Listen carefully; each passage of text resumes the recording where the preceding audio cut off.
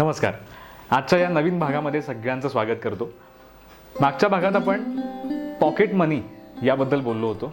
मुलांना पैशाचं महत्त्व कळावं, त्यांनी जे खर्च केलेले आहेत ते कुठे कुठे केलेले आहेत याचा जमा खर्च त्यांनी स्वतः करावा याबद्दल आपण बोललो होतो.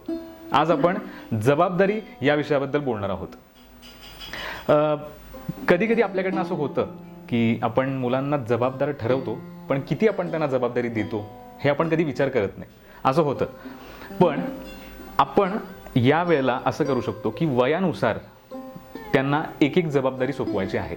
म्हणजे मुलं कधी कधी कन्फ्यूज होतात बघा. म्हणजे आपण तसं बोलतो म्हणून ते कन्फ्यूज होतात की आपण कधी कधी त्यांना म्हणतो की अरे तू लहान आहेस, तुला कळत नाही, तू नको बोलूस यात, अरे आता तू मोठा झालायस, तुला हे कळायला हवं.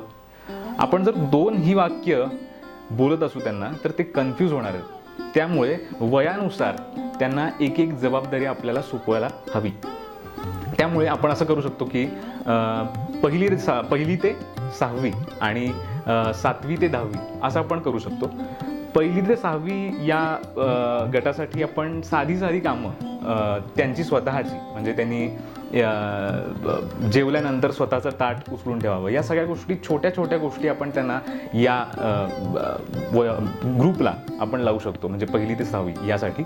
आणि 7वी ते 10वी या लोकांसाठी थोडंसं त्यांना आता कळायला लागलं आहे, काही गोष्टी ते बघतायत, तुम्हाला बघतायत, तर या सगळ्या गोष्टी ते बघत असल्यामुळे त्यांना एक थोडंसं वेगळ्या जबाबदारी त्यांना देऊ शकतो आपण. म्हणजे रिमाइंडर तुम्ही द्या. म्हणजे घरातली जी बिलं असतील ती जर भरायची असेल तर ती कुठल्या तारखेला भरायची, किंवा ते स्वतःहून ते पेमेंट करणार असतील तर त्यांनाही ते करू द्यावं, मला असं वाटतं.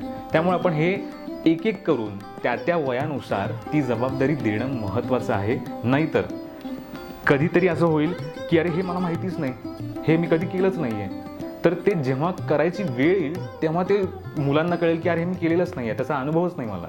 त्यामुळे त्या वयानुसार आपल्याला ती जबाबदारी सोपवणं फार महत्त्वाचं आहे.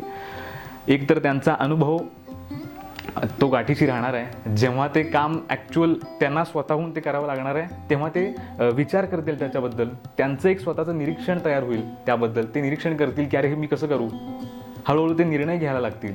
या सगळ्या गोष्टी या सवयीने होणार आहेत. त्यामुळे जबाबदारी देणं फार महत्त्वाचं आहे. आणि अर्थात या सगळ्यासाठी महत्त्वाची गोष्ट की तुम्हाला पालक म्हणून एक महत्त्वाची गोष्ट करायची आहे की प्रत्येक मुलगा, प्रत्येक मुलगी वयामध्ये कशी वागते, तिचं आकलन कसं, ती कशी समजून घेते, हे सगळं बघणं आपलं काम आहे. त्यानुसार ही सगळी जबाबदारी आपण त्यांना देऊ शकतो. भेटूयात पुढच्या भागात. बघत राहा स्वदर्शन. बदल महत्त्वाचा आहे, पण सुरुवात स्वतःपासून करायची आहे.